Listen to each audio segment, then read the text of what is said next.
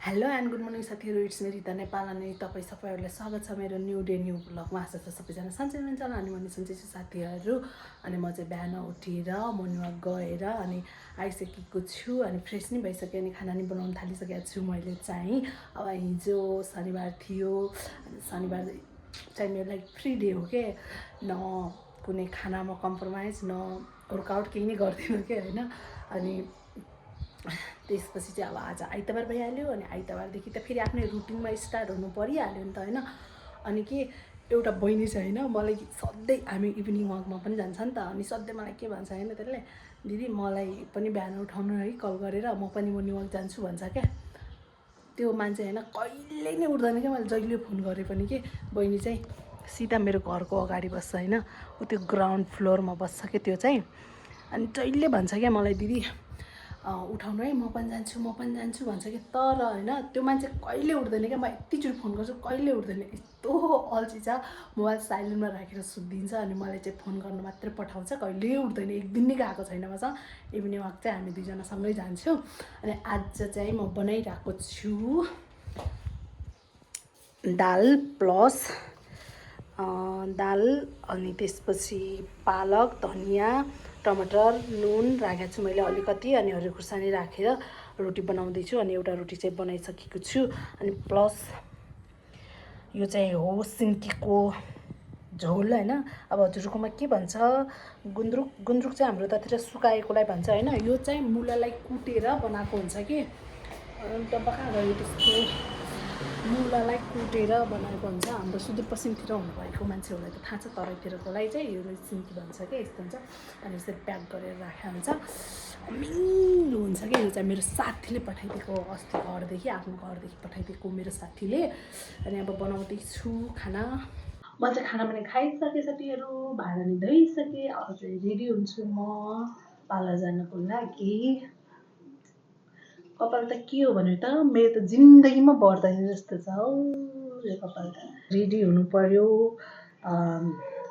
Face अलिअलि लिपपोत गर्नु पर्यो।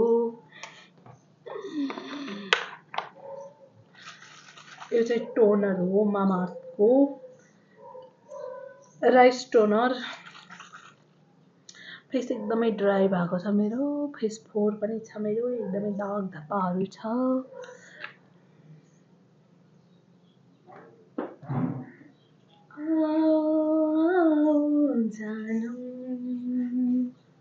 प्यार का है ये मौसम, एक सपना लगता है आना मेरा आएगा। गाने त आउँदैन। ये दिल मेरा सावन में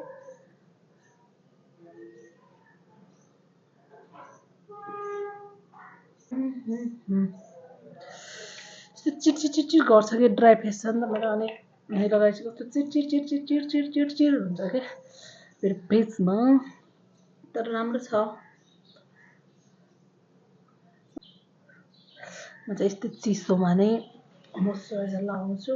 मेरो फेस एकदम ड्राई छ क्या, ड्राई फेस भएकोहरूले हल्का फेसमा यो पानी नसुक्दै लगाउनुपर्छ कि, टोनरहरू पानीहरू मुख धुने बित्तिकै हल्का हल्का चिसै फेसमा लगाउनु पर्छ अरे। मैले भने होइन फेरि, मैले एकचोटि स्किन केयर डक्टरसँग हस्पिटलमा गएको बेलामा उहाँले मलाई सुझाव दिनुभएको हो,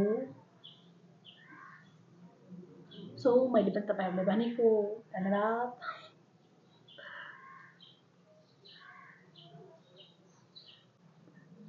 कपाललाई पनि मोइस्चराइज गर्नु पर्यो, ड्राई छ। मान्छेहरूको स्किन कति राम्रो हुन्छ, कपाल कति राम्रो हुन्छ, मान्छे कति राम्रो हुन्छ, फिगर कति राम्रो हुन्छ, सबै चिज पर्फेक्ट हुन्छ क्या। अनि मेरो हेर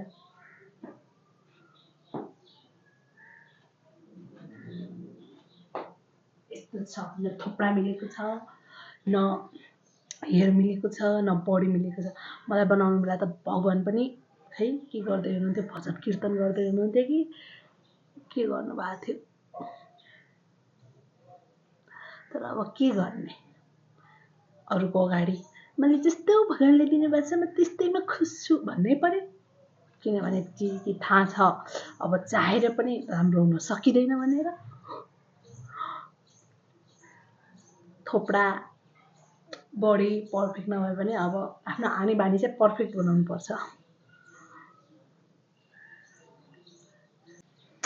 अब सनस्क्रिन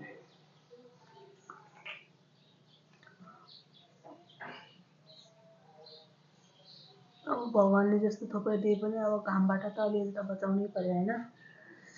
दिएको आजदेखि त चैत लाग्यो चैत। अब म त अचम्मै पर्छु कि 2082 साल पनि जान लागिसक्यो। मेरो बिहे भएको पनि 3 वर्ष हुन लागिसक्यो। लाइफमा मैले के प्रगति गरेको छैन। म 28 वर्षको हुन लागिसकेँ। एउटा अब के भन्नु म त 28 वर्षको उमेरसम्म मैले के गरेको छैन।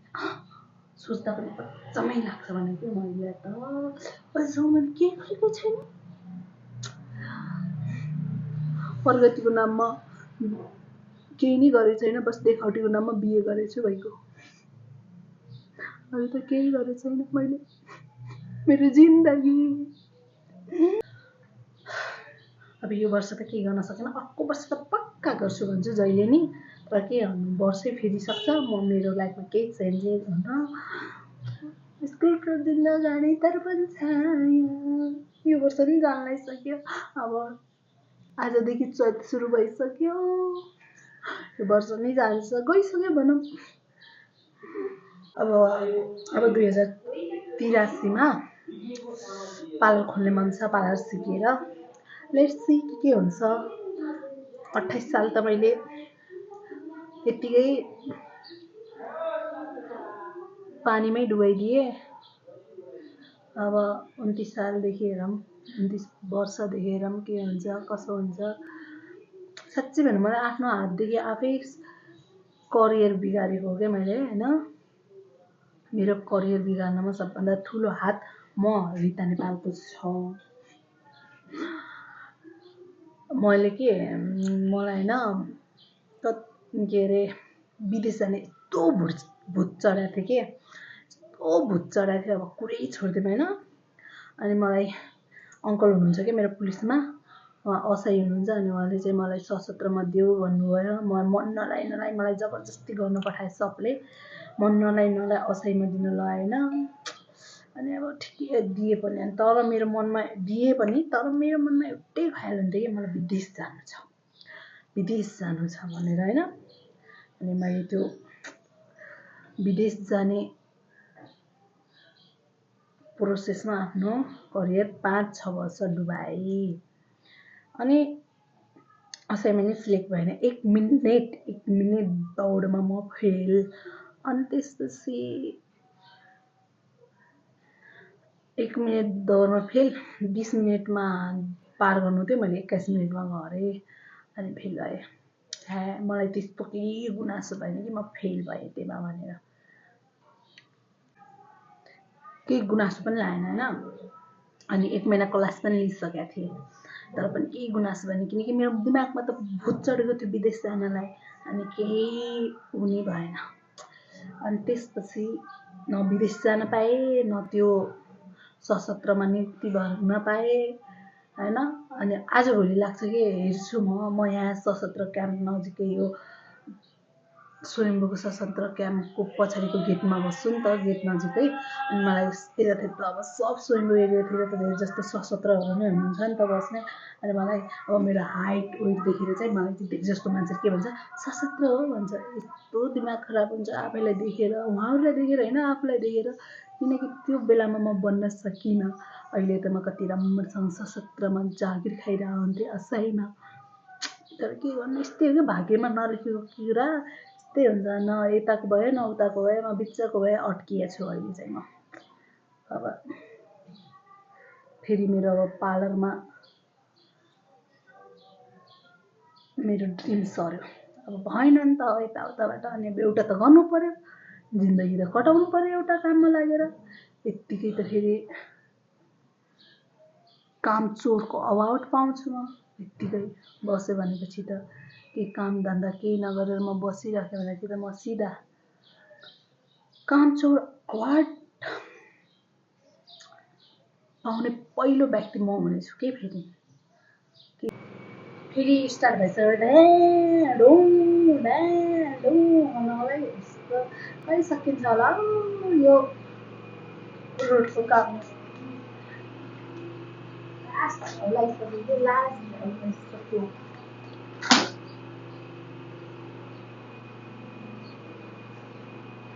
म मेरो हातदेखि होइन म केही काम गरौँ र मेरो हातदेखि त्यो काम खराब नहोस् भन्ने कुनै चान्सै छैन क्या कुनै पनि चान्स छैन म देखाउँछु मैले के काम बिगारेँ भनेर हेर्न सक्नुहुनेछ मैले के काम बिगारेँ चाहिँ आई थिङ्क यो फुटिसक्यो होला साइड कन्सिलर त्यही हुन्छ क्या मेरो मैले यस्तै हरकत गरेर फाउन्डेसन नि फुटाएको अब यो नि फुट्यो होला साइड जस्तो लाग्यो कि खसेको तर काम त बिग्रिहाल्यो नि जे भयो नि होइन त्यही छ जिन्दगी मेरो त काम बिग्रिसक्यो फुटी पनि सकेछ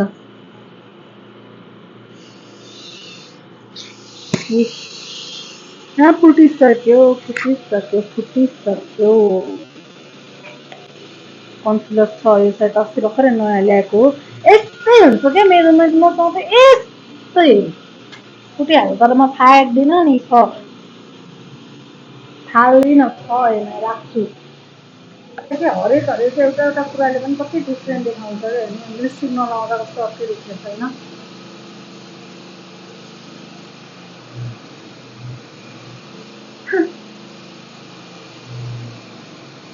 हेयर स्टाइलदेखि लिएर आउटफिटदेखि लिएर मेकअपदेखि लिएर मान्छेहरूलाई सब कुरामा कति डिफ्रेन्ट देखाउँछ यो चुटी चाहिँ है काठमाडौँमा के गर्मी नहुने छाटका छ जस्तो छ यो चुटी चिसो नै हुन्छ जस्तो छ गर्मी नै हुँदैन जस्तो छैन म चैत्र महिना लागिसक्यो अहिले अघि भर्खरै घाम लागिरहेको थियो अहिले घाम कहाँ डुब्यो क्या घामै छैन बादल छाइहाल्यो केही छैन अनि यो चुटी चाहिँ गर्मी हुँदैन जस्तो छ पुरा गर्मी हुँदैन झरे नै हुन्छ जस्तो छ फागुनको महिनामा त घामै लागेन राम्रोसँग दिदी फाइनल्ली म कलर आइस कहाँ हराएको यत्रो दिनपछि हजुर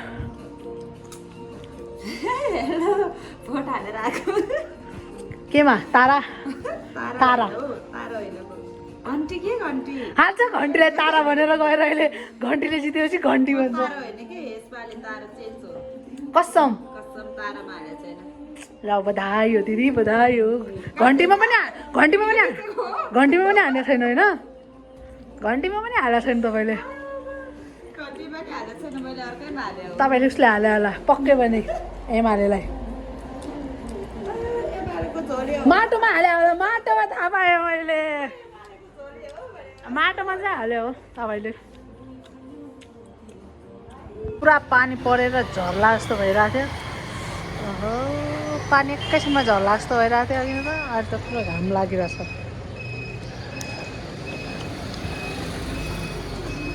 आउँदैन म्याम तपाईँ नि नजानु त मलाई एक्लै छोडेर जान लाग्नुहोस् यार नजानु न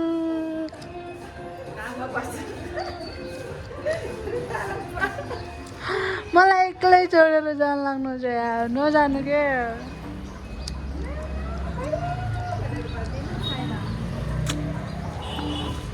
म एक्लै बस्नु के डान्स गर्नु हौ नजानु के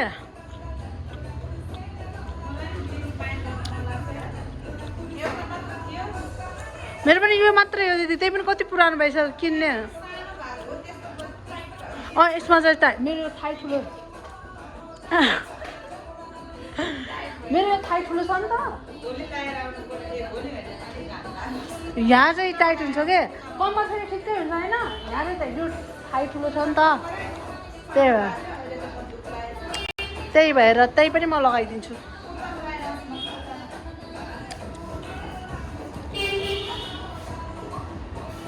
जाने नजानु के म एक्लै के गरेर बस्नु भाइ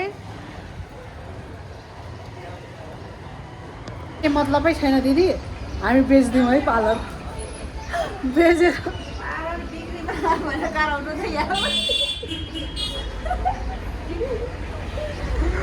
कतिमा बेच्ने ल भन्नु हामीले किने होइन हामी 10-20 लाख रुपियाँ दिए पनि दिइदिने भन्नु कति म्यामले कति 15 लाख हो कि कति लाखमा किने अरे 10 लाखमा म्यामले हामीले 5 लाख दिए पनि हुन्छ हामीले 5 लाख दियो भने हामीले पार्लर दिदिने म्यामलाई मतलबै छैन म्याम नै आएको छैन हामी दुईटाले 5 लाखमा बेचे पनि 250 आउँछ आइफोन 17 प्रो त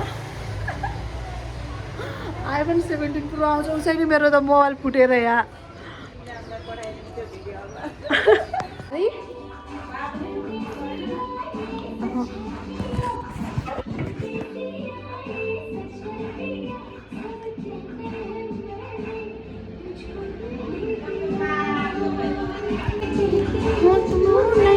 मेरा दिल ले लिया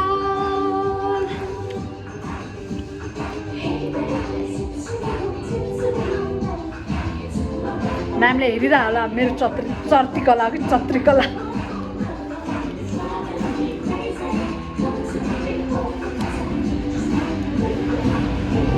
अनि के गर्ने हामी त यहाँ मोज गरेर बसेको छु दिदी यहाँ घाम तापेर बसेको छ म नाचेर बसेको छु अब हामीले प्लानिङ गर्दैछौँ तपाईँको पार्लर हामी 5 लाखमा बेचिदिँदैछौँ छिटै सब कहते हैं हम चाहिँ आज यस्तो खत्तम भएको छ दिनभरि कतिखेर घाम लाग्थ्यो कतिखेर पानी परिरहेको थियो कतिखेर दिन यस्तो गरिरहेछ अहिले नि पानी परिरहेछ 1-2 तर्सित हानिरहेछ अनि म चाहिँ भर्खरै जान थालेको रुम भर्खरै म्याम आउनुभयो त्यसैले यस्तो राम्रो पहाड देखिन्छ क्या यहाँ